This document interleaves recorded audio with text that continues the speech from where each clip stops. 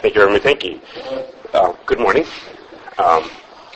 As you know by now, my topic is going to be coffee and tea. I'm going to talk about the Kashrus of a little bit about the specific general coffee and tea. I'm going to talk as well about Keurig machines, which is a popular topic, the Teavana stores, and if we have time, we'll talk about something called Joulies, an interesting topic. If time permitting, we'll get to that as well. Okay, we'll start from the simplest level. Tea that a person uses in a coffee machine or an instant tea, the ones that are plain and unflavored, your regular or decaf, those don't have Kashrus concerns to them. They're just plain tea, they're roasted tea, and those don't raise Kashrus concern.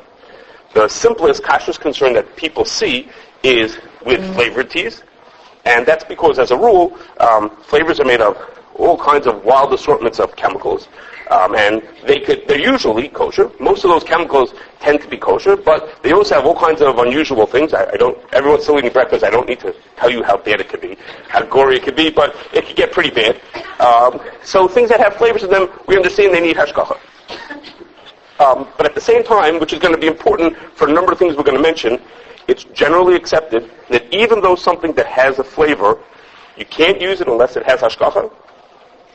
If you use it in your kalim, if you use it in your dishes, the only thing that was treif was that it had a treif flavor, that doesn't affect your dishes. Meaning, if I cook something treif in my dishes, I have to kasher my dishes. I have to get them back to kosher state. If all I used was something with just that had a treif flavor in it, we don't worry about that. It has to do with a lot of complicated reasons, having to do with how flavors are made. But that's a general rule, and it's going to come up as we continue our discussions. That's a starting rule. And when we're going to talk today, we're going to talk only about plainer coffees and teas, and not the more sophisticated cappuccinos and lattes and et cetera, those types of things. That's for a different day. So, to first touch on what goes on in the Keurig machine, just to talk about the coffee itself before we get actually to the machines. The coffee itself. At first glance, you assume that, as you know, this is a K-cup. This is what you make. You put your coffee in the Keurig machine. And I'm going to start by saying, we're going to talk about Keurig machines, but there's a number of different companies that do the same basic thing that are not Keurig. Basically, everything we're going to say for this has to do with all of them. Okay, we're going to use Keurig. It's the most popular. We're going to use that as our example. In here is ground coffee. Now, I'll show you a little bit more about it in a minute, but in here we have this ground coffee. And the initial assumption would be is that, well, if this is ground coffee and it's not flavored, then it should be okay without hashgacha. That's an initial assumption, and it may well be a correct assumption. Okay, but the truth is, it's a little bit more complicated than that. And that is, as Keurig likes to tell people, making a cup of coffee in one of these machines is a lot faster than in a regular coffee machine. That is to say, the water, to make one cup in here, takes a lot shorter than it takes about 3/4 of the time only as it does to make a regular cup of coffee. Okay. Which is to say that the hot water has that much less time to be in contact with the coffee that's in here. There's ground up coffee inside here, but the hot water has that much less time to get the flavor out of it. Okay, so how is it going to get the flavor out? It has less time to do it. How does it work?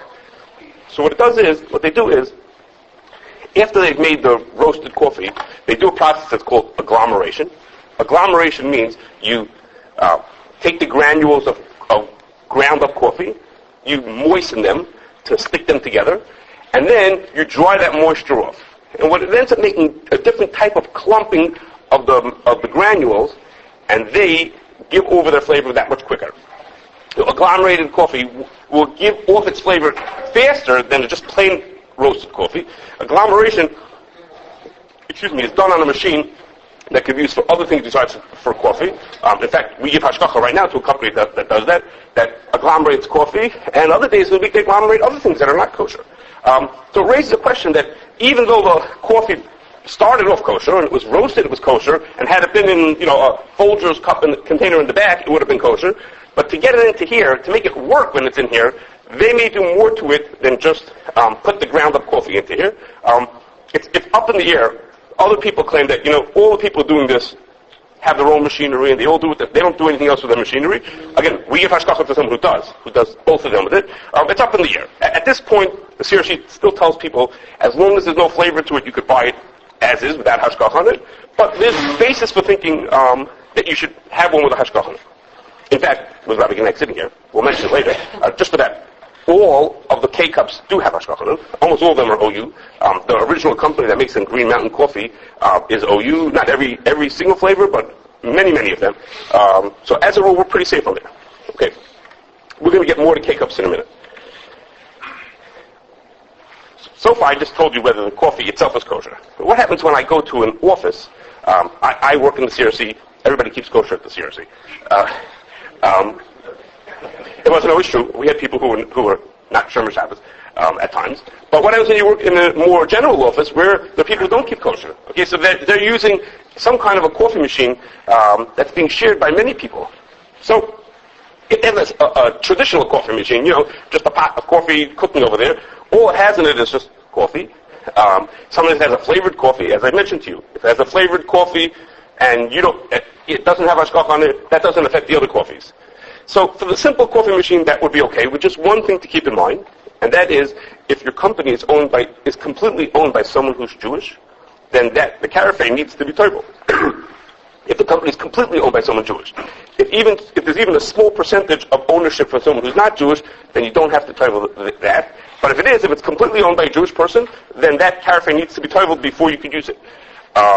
Okay, now what happens? Some companies have switched from fancier coffee machine. The ones who haven't yet got to Keurigs have switched to a vending machine. They just put up a vending machine in which you could buy coffee and hot cocoa and soup and all kinds of things that are in there. And the status of those very much depends on the machine. We've taken machines apart and played with them. Some are better than others. Some of them share spouts. Some of them have individual spouts for each one of them. And it really depends on the machine. Many of them use what's called a liquid concentrated coffee, which inherently is okay, but again, it depends on what's going on in the machine. Before I really get to the Keurigs, I hope I don't let anybody down by saying I'm not going to be talking about buying coffee on an airplane, in a store, in a restaurant, in a hotel, and a lot of those places where they have their own shilas, and those shilas relate to what happens to the machinery after they gave you a cup of coffee.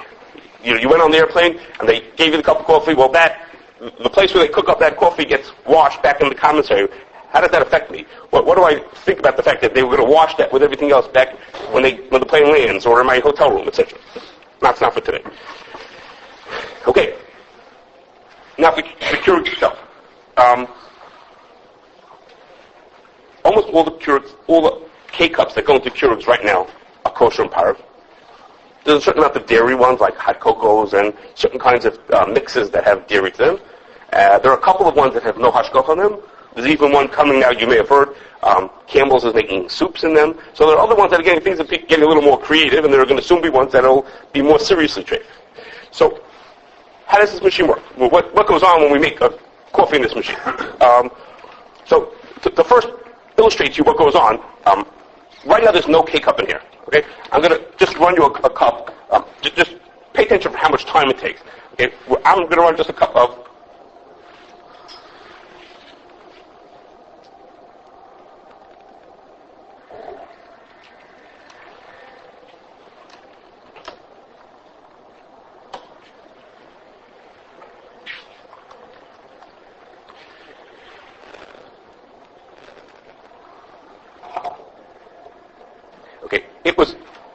I timed it back in the office.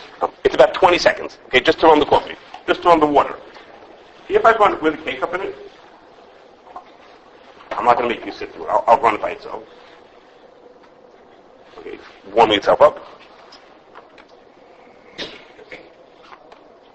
Okay. When we run it, you'll see in a second, when it runs with the coffee, it takes about 3 times as long to run with coffee inside here as it does to run it just plain water. Okay, why is that? Why does it take so much longer if I do it with the coffee inside of it? Any guesses here? What? Additional stop? Okay, it has an additional stop. But really what's going on is that the water that comes out, the water passes through the K-Cup. This is called the K-Cup. The water passes through here, but the water coming in is pressurized. Okay? It's forced into here. It doesn't just drip into here. It's forced into here under pressure, so it goes very quickly. it stirs it up inside there. That pushing of that water stirs it up inside there, and then it just slowly drips out the bottom. So when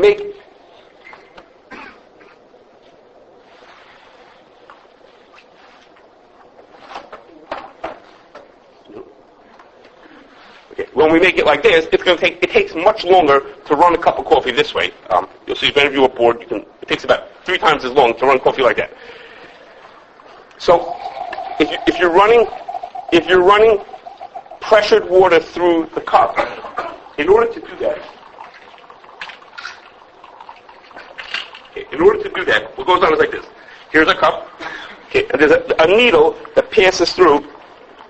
If you want, I don't know if you could see. You might be able to see. I can see it from this side. Okay, what's going on inside the cup? Okay, inside the cup, I don't know if you have a good angle. Okay, it's about up till here is coffee, and from here and down is nothing. It's blank because there's a filter in there. Okay, there's a filter about. In this one, it's about 3/4 of the way down.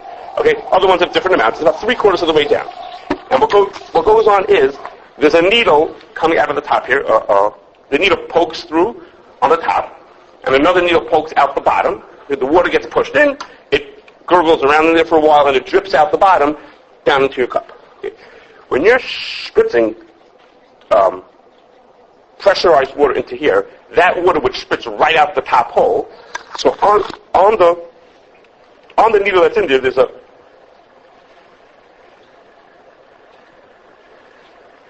okay. You'll have to believe me. On the needle that's in there, there's a washer. Okay, this needle has something that holds and keeps the water from leaking out the top, and the same on the bottom. If you stick your head into yours, you'll see it's in there. Okay, to keep the water from leaking in and out. So what happens is that the inside of that, where the cup is, has plenty of residue of coffee on it, because some stuff does spritz out. Not only does stuff spritz out, but when you're finished, if the person is nice, when they finish making coffee, they take this out.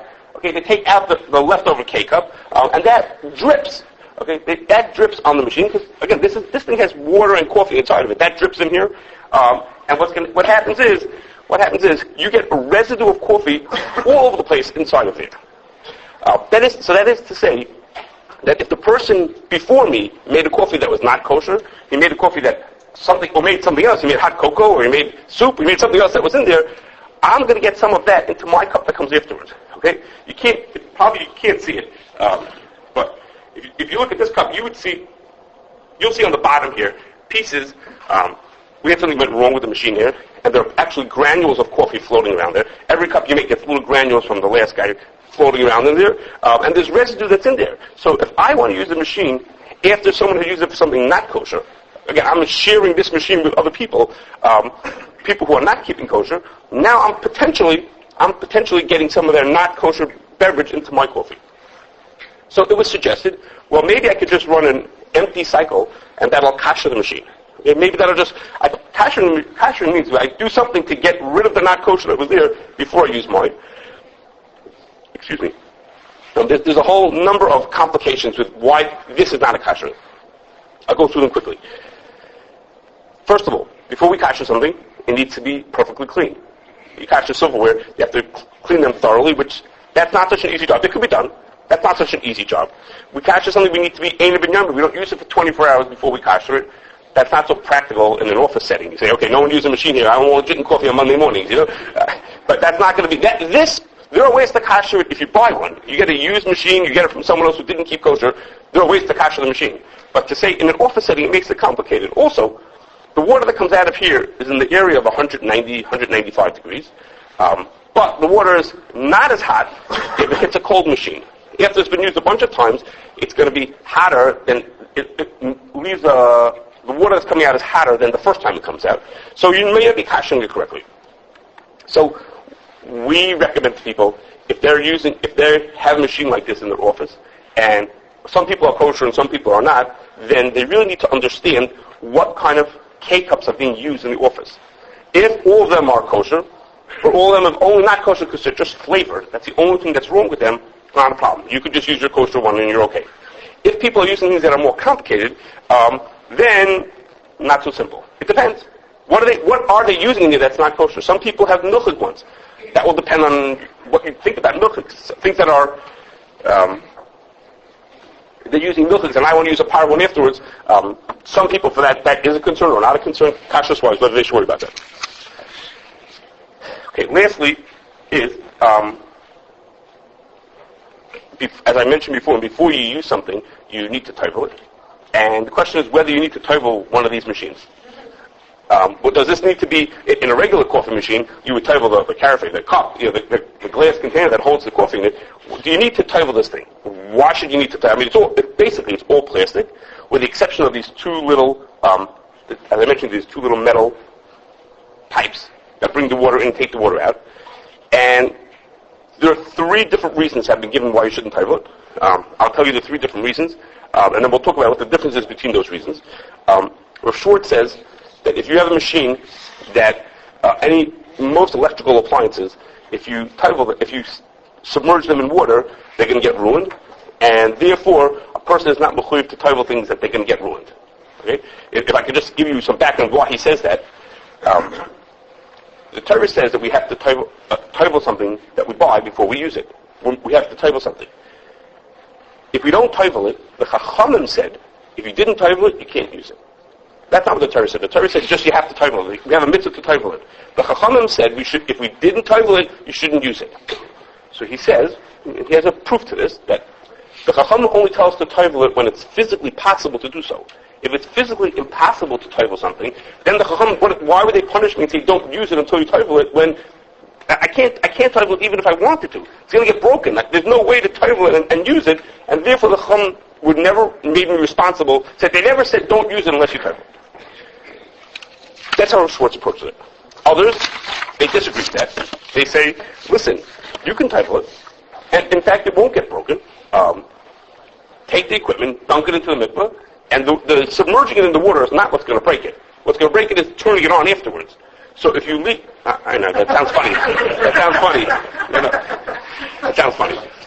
What they say is, therefore, let it sit for a while. I don't mean for 15 minutes. I mean for 3 weeks. Okay, give it a good amount of time to really dry out. What ruins the machine is turning it on while there's still a drop of moisture inside of it. And they say, take it, let it sit for a good amount of time, not a day or two. Let it sit for a couple of weeks. It'll be completely dried out and it won't cause a problem. So there are others who hold like that. You do need to tevel it. But Rabbi Heinemann says, that only works when you have a traditional electrical appliance. He says, you have one like this that has a digital display. Okay, the digital display is not going to make it through the water. Digital display, even if you don't turn it back on, that display is never going to make it. And therefore, he says, if it has a display like this, you don't have. If it would just be electrical, you would have to tevel it. But the digital display, you don't have to tevel it. Okay, and Rabbi First tells people, he says, the thing is this is basically a plastic kli. It's basically a plastic piece of equipment with a tiny little bit of metal in it. Okay, there's two little pieces. If you look inside, there's two little. Each one is about this long pins of needles of metal. He says it's completely insignificant, and that overall it's a plastic kli. It doesn't have to be teveled. So three different reasons, and there's a difference between these reasons. The difference is what happens if you didn't have a Keurig machine? What happens if you had a pump pot? What happens if you had some other electrical appliance that didn't have a digital display and was completely made out of metal? Okay, you have a pump pot, so that pump pot is full metal. There's no digital display, at least not on mine. And so again, Rabbi Schwartz says, don't tevel it. No reason to tevel it, because if you tevel it and plug it in, it's going to break. You're not mechuyev to tevel it. And others would say, plug it in, tevel it, and let it dry out. Give it a good amount of time to dry out, and you'll be okay. That's a difference of opinion as to whether you have to tevel those types of things. Okay. Now we're going to leave tea for a few minutes. We'll leave coffee for a few minutes and go on to tea. Tea has a similarity to coffee, that there's the traditional teas, there's the regular and the decaf teas. If they're just plain without any flavors, they don't need hashgacha to them. It's a very straightforward item. It doesn't need hashgacha to it. When it has flavors, it needs hashgacha to it. Some things are in between. There's a popular tea, Earl Grey tea, which is supposed to be made with something called bergamot oil. If it's made like that, that's okay. If it's made with bergamot flavor, that's the easier way to make it. That's not the traditional way to make it. That needs hashgacha. Then there's another type of tea that's not made from the Camellia sinensis plant. It's not made from the regular tea plant. It's made from what they call herbal tea. Herbal teas are teas it's made from all kinds of herbs, a whole slews of different herbs. The herbs themselves are not the issue. They don't pose a kashrus concern. But what is a concern for those herbal teas is that almost every one of them has got a flavor in them. And as I mentioned, the flavored things need hashgacha on them. When most people think about tea, there's a common question about making it on Shabbos. And as a rule, we don't make tea in the traditional way on Shabbos, and that is because the tea leaves have a status something called kali hadishel. The tea leaves are easy to cook that even if they're not being cooked in a pot, you would not be allowed to do that on Shabbos. And the reason is because the tea leaves are never cooked in the factory. Regular tea leaves are never cooked in the factory. Okay? There is an exception. If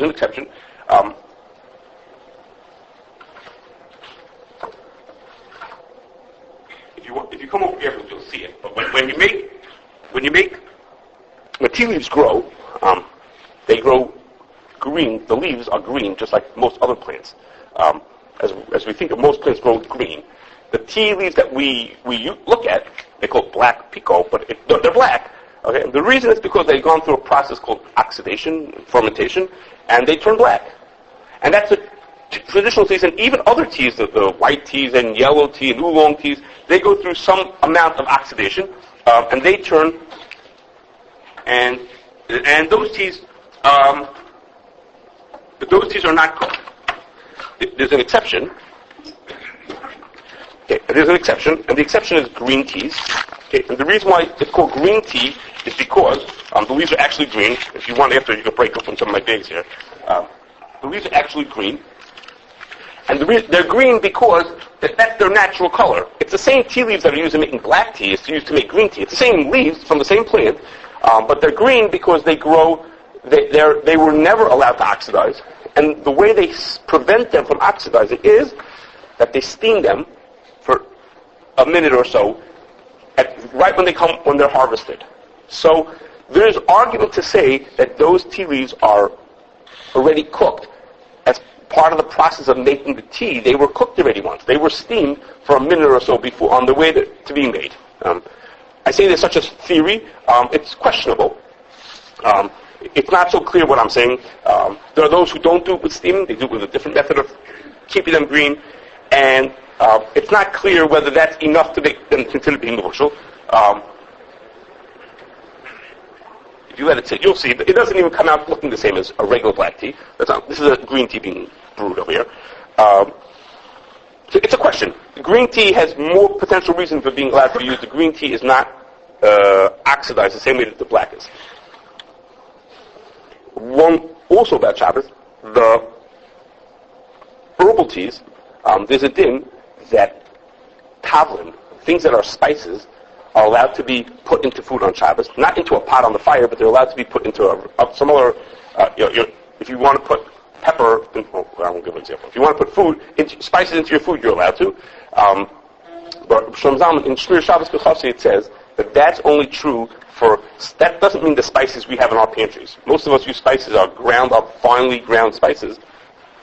And in Shmir Shabbos he says that when this special leniency for spices only applies to spices like if you have ginger, have you seen like a ginger root, big spices like that, those are the ones that don't get cooked too easily. Cooked as easily. Most foods, tea, we would be concerned that it gets cooked more easily on Shabbos, and those tea leaves, we're not concerned about it. Those spices. Okay. In Old Orchard Mall, there's a Teavana store. It's part of a larger chain.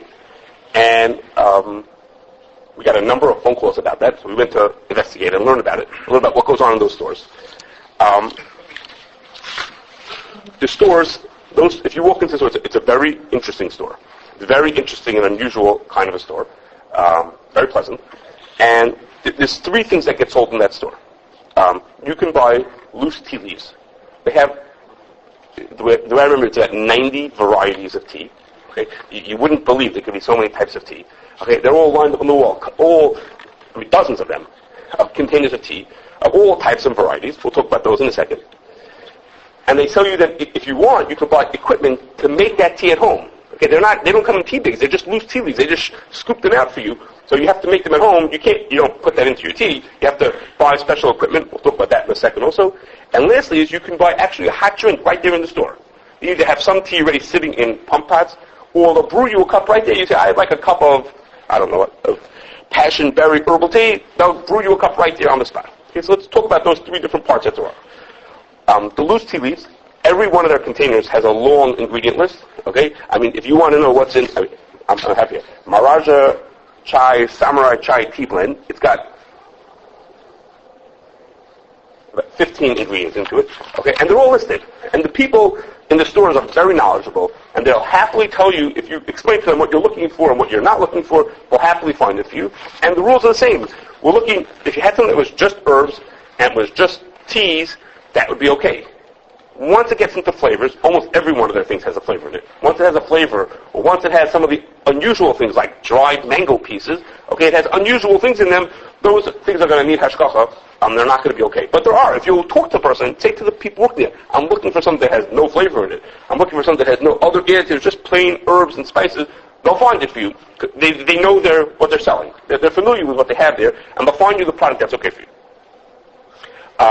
You could, if you're more courageous, you can go on their website and look at them tea one by one to figure out which one you can eat and which ones you can't eat. You wouldn't guess. Gayu Kuro Imperial Green Tea, okay, it's just plain green tea, and you could eat that. Okay, but you would do a lot of digging before you found it. It doesn't say this is the one for people who want no flavors. But if you walk into the store, the person who's there will help you. If you say to the person in the store, please give me one that has just herbs and no flavors to it, he'll pick it out for you in a second. Okay, the equipment that you take home, there's a few different types for the brewing the tea at home. One type of it is made from cast iron. It's a seasoned cast iron. The seasoning that makes that cast iron not rust is something that may or may not be kosher. It needs to be kashered beforehand. It's not complicated, but that brewer needs to be kashered at home. It's not terribly complicated. You can call us if you want. It's not complicated.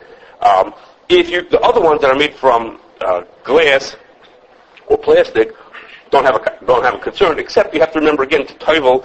Inside there's a little basket that holds the leaves. That metal basket or the glass, if the whole thing is glass, needs to be toiveled. And they have in the store, I always feel bad that I didn't buy it there, but they have in the store that you can buy a mug from them, a ceramic mug. And they told me, if you buy this mug, you have to buy a different mug for each flavor of tea that you own. I'm like, okay, what's the gimmick here? I have to buy a different cup for each one. They said, no, listen, this cup absorbs the tea that you're making, and you're making youthberry white tea in it, it'll absorb youthberry white tea to the point that after you make 3 or 4 cups in it, from then on you just put in hot water, and it'll taste like youthberry white tea. It has so much flavor sucked into it that it'll have that taste. So you need a separate one for each flavor. Or else you can get this mix of flavors, and your youthberry is going to all of a sudden taste like champagne sangria punch tea. So it's going to taste wrong. So you have to have a separate one. But what's unusual for me, what caught my attention was that we know we have it in din. We're worried that flavor gets absorbed into kalim, and therefore we kasher things because things may get absorbed into it. And here it was, it's sitting here right in Old Orchard Mall. Here they have, and they're telling you, make sure you get a separate one for each one because it's going to taste like the last thing you cooked in there. Okay, so it's an unusual. It's sitting there in the display. Okay, and the last thing is, what happens if they want to sell you? They have sitting there in pump pots. And the pump pot is dedicated to a certain flavor. Okay, the only thing in this pump pot all day is blueberry Kona pop tea blend. Okay, that's the only thing that sits in this container. It never holds anything else. Now, if that flavor, that variety is kosher, then good argument to be made that you could drink that because that's all it holds all day. Okay, the rinsing out, it doesn't. The way they clean it is not such a big deal. There isn't that much trace in the store that can affect you. It would not be so far-fetched. If you found one that was kosher, they have 5, 6 of them all the time sitting there in pump pots to use them. Brewing your own cup is not as simple. Those get washed with lots of other things. It's a little more complicated. But if you came in and one of the pump pots was holding a flavor that you know to be kosher, good argument to be made that you could use it. Okay, and last, and we do have time. Last, Joulies. Okay, we need a couple of this. This is a green tea. I don't know if you noticed. First of all, you might see, I can see over here, the little pieces of coffee floating around there. on the last 30 minutes, but also it has a different color than the regular tea. Okay. Okay. What are Joulies? Okay, Joulies are these are Joulies. The Joulies have a number of shilas to them. We're going to talk about just the Kashrus parts of it, not the Tefillas, Kalim parts of it and the Shabbos parts of it. Okay? These are Joulies. They're intended to look like really large coffee beans. Okay, stainless steel coffee beans. That's what they're supposed to look like. And the word Joulies comes from the word joule, which has with a J. Joul. Like it's a measurement of heat, of energy. And what they are is like this. This is the theory behind them, which is if I brew a cup of coffee, it's going to come out of this machine at, let's say, 180, 190 degrees. Well, that's too hot to drink. Can't drink that high. They decided that the best temperature for drinking is at 140 degrees. So what happens is when it first comes out of here, it's too hot. And then, after a couple of minutes, it cools down a little bit, and I burn my tongue a little, and I'm ready to drink it. And then it starts getting too cold for me. So then after it gets to that temperature that we like, 140, now it's 130, 120, it's not hot enough. So the idea of the Joulie is, I'm not plugging them whether they work or not. That's a big debate whether they work. But the theory is it'll quickly cool your drink down to 140, and then as your drink loses temperature, it'll give the energy back into your drink to keep it at 140. Okay? So they call it magic. Okay? It magically drops it to the right temperature and keeps it at that temperature for a long time. Okay? Whether it works or not, that's debatable. Okay, so the question is whether you could use these. What's in here? The stainless steel is okay, but what's going on in here? What's in this thing? And is that kosher or not? Okay, obviously, if you have milchigs and fleishigs, you can't have the same one for milchigs and fleishigs. But assuming, let's say, all your coffee and tea is milchigs, could you use this? Well, what's in this thing in the Joulie? What's in here? Okay, so as you can imagine, they're very secretive as to what's inside the Joulie. That's their business. That's what they're selling you is what's inside here. But they gave us a few hints. Okay? Not to me specifically, but they told me that it's animal-based. It's vegetable-based. It's vegetable-based. On their website, they'll tell you it's called a phase change material, PCM, phase change material. We broke one open. That's not so easy. We broke one open. And inside of it is something that's waxy. I don't have the broken one with me here, but it's waxy. It looks like a Shabbos wax Shabbos candle. Okay? It has like that kind of a consistency to it. And what is a phase change material? Phase change material means that when something changes from solid to liquid, or from liquid to gas, or it changes phases. Those are called phases: solid, liquids, and gas. When it changes phases, certain things absorb tremendous amount of energy to switch over. And the best example the most common example we have is an ice cube.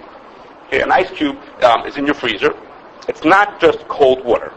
Ice cubes absorb tremendous amounts of energy in switching back from ice cubes into water, and therefore when you put an ice cube into your drink, it takes in a lot of heat to turn it into water. It doesn't just have to switch from under 32 to over 32. It has to take in a lot of energy to switch over, and it really can cool your thing down much better than that amount of water that was cold. Okay? To switch over takes a lot.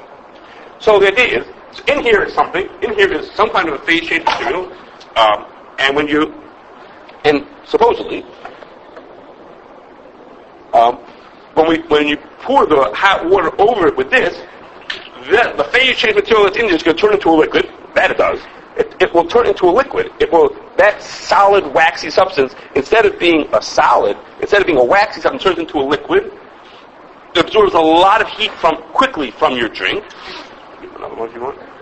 It absorbs a lot of heat, so therefore it cools your drink down. It cools your drink down quickly, and then as your drink gets cooler, it gives that heat back into your drink. Okay, so as your drink gets below the 140 degrees that it needs to be, the energy is stored up inside there, and it's at 175 now.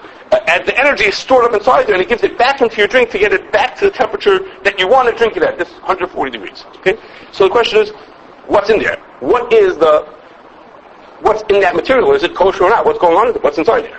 Okay, so we looked at we had a few hints here. Okay, it's what's called a phase change material.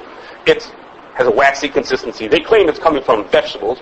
And the temperature that it turns into a liquid is at approximately 140 degrees.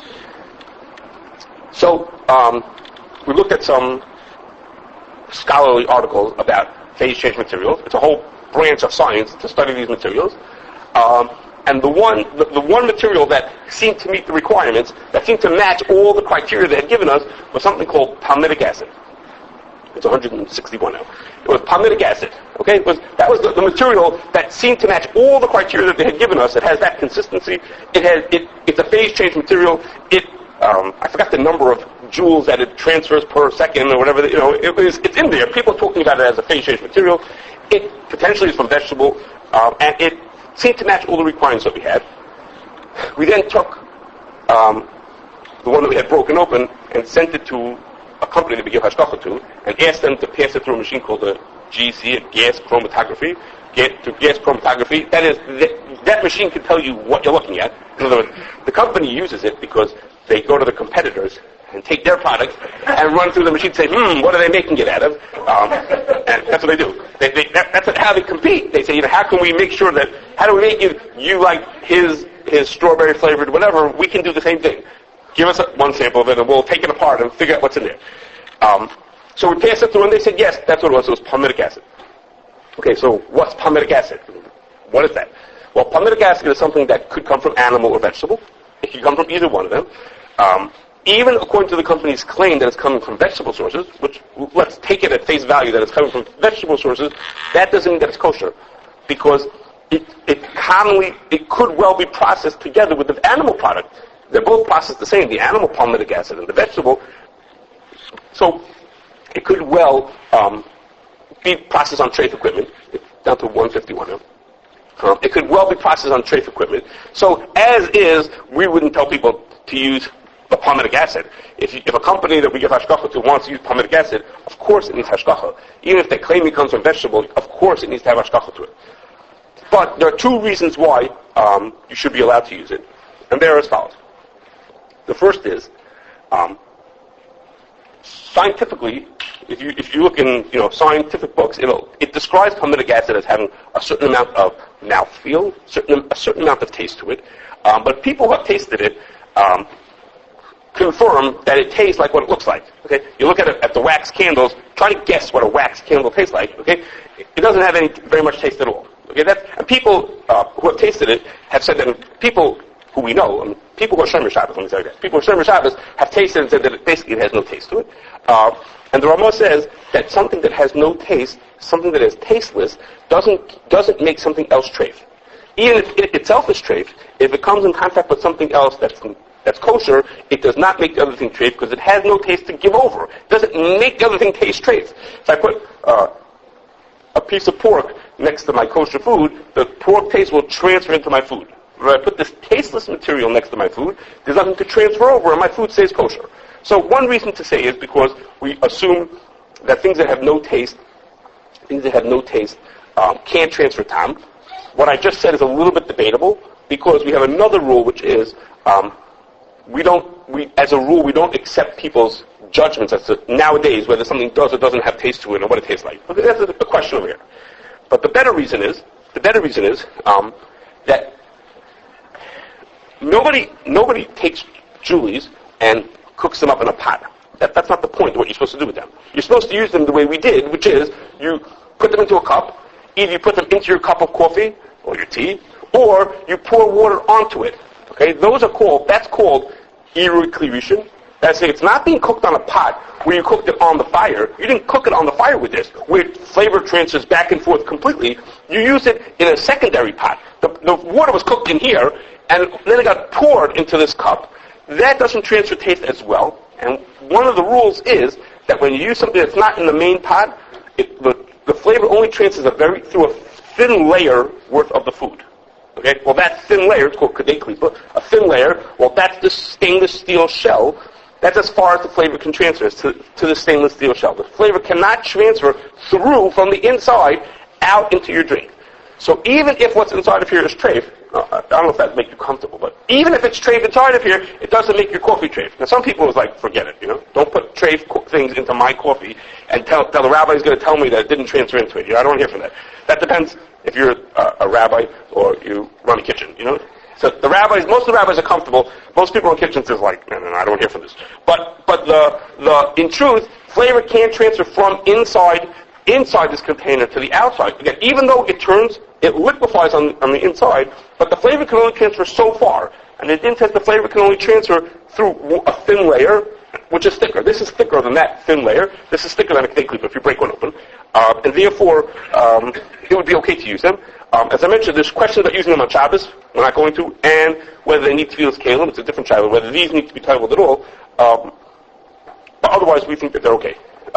We're at 145 degrees. If you're watching, the debates are whether it actually does it any faster than had we just put up a cup of water in there and just let it sit for, it's at for 2-3 minutes already, whether it does any better. But that's a marketing question, okay? But the Kashrus question, we don't give it the Kashrus part of it. The Kashrus part of it, people can use it. Okay, if anybody has any questions. Yes. Yes, you? Yes. Why don't you have to worry about, if tea is made from leaves, why don't you have to worry about bugs? Okay, that's a very good question. Tea is made from a specific plant, and herbal teas are made from all these types of herbs. Why aren't we worried? Herbs are these little plants growing on the ground. Why aren't we worried about bugs in them? In fact, many of these herbs do have bugs in them. That's a good question. The answer is that there's a special halacha that says the halacha says that if a bug sits for 12 months, if a bug dies and it sits there for 12 months, it disintegrates. It dries out and disintegrates to the point that it's not safe anymore. So to speak, you're allowed to eat it. Okay? You wouldn't want to, but you're allowed to eat it. Okay, that's if it sits for 12 months. And the person can say that the same thing is not only if it sits for 12 months, but if you dry it out mechanically, if you put it into an oven and you give the same process, have the same effect as sitting for 12 months, you dry it out to that point that it turns into like a powder, that's the same thing. It has the same status, it's considered to be dried out, and the bug is not usher anymore. And in fact, that's what happens. We've tried it. When you put bugs into these dryers, that they dry out, those are not fresh herbs, they're dried herbs. In the dried herbs, the bugs get dried out. They become very brittle and very, they just collapse. There's nothing left to them. There's nothing to them, to a point that they're not usher anymore. If that doesn't make you comfortable, if all your herbs in your pantry are the same thinking, that's what happens to them. There may be pieces of bugs left into them, but those bugs are mutter. So, again, it's all the same for dried herbs. The tea leaves are not different in that way than the parsley that's in your pantry. Yes. The DSM is an enclosure. It's not to transfer material. It's strictly to lower the temperature when you raise the temperature. Yes. So why is that even a shiloh? It doesn't come in contact with the water. Okay, so the reason is because, I didn't mention this point, is that we assume that even if something has indirect contact, flavor could transfer anyhow. If I were to cook that in my pot, we would say the flavor would transfer from the inside through the metal into my food. Okay, so the dim is concerned that flavor transfers through the metal. Even though it's indirect, like you said, it's not directly coming in contact, it's indirectly coming in contact, that then is concerned that it has a transfer anyhow. Okay, in this case, we're not. In this case, it's not being cooked in a pot. It's only what we call iruri. It's poured from the main pot. That's why it's okay. But otherwise, we would be concerned about it. Anybody else? It's okay? No, it's 142. Now, according to them, it's going to sit here at 142 forever, for a long time, because as it gives its heat back into it. Okay, if we were bored, we would sit here and do controlled experiments to see how long did that take and how long would it take the other way. The people have done that. That's why there's this big debate whether it really works anything. But from a marketing perspective, it's like, oh my gosh, you can in a minute you'll have a tea that you could drink or coffee and it'll last forever and whatever. So, anyway, my kids want them. Yes. Do they have to be total? We didn't talk about that today. We think that they do have to be titled. So yes, it's a question whether they do or don't. It's a question whether they have to be titled. We assume that they do. Yes.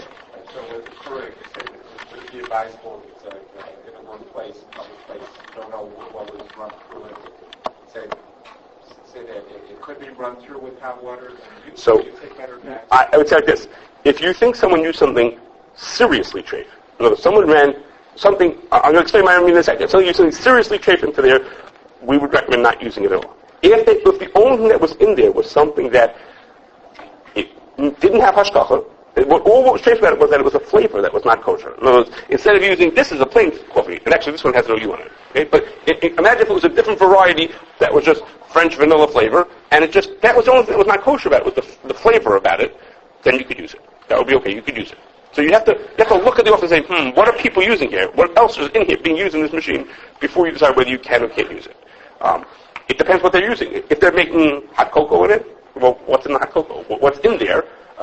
If you can't figure it yourself, you can call us and say, well, this is what they're using. These are the ingredients that are in there. Do I have to care about that for my machine, or do I not have to care about that? But if it's something more seriously not kosher, again, when they start making soup in there, it's coming. It's been announced that they're making soup in there, and the soup has really chafe ingredients, so to speak, more seriously chafe ingredients in it, then you have to be concerned. And if you don't know, then we would recommend not using it then. Yes? If an elderly pushes the button for me while I'm making coffee, is it an issue of visual octave? That's a great segue, because Rabbi Genak is talking about visual octave. Thank you very much. Rabbi Genak is coming up. He's going to talk about visual. I don't know if he's going to talk about that, but he's talking about visual octave. So that's a good question. Yeah, thank you, everybody. Thank you very much, Rabbi Cohen. We're just going to take a few minutes now till we start the next year. Thank you.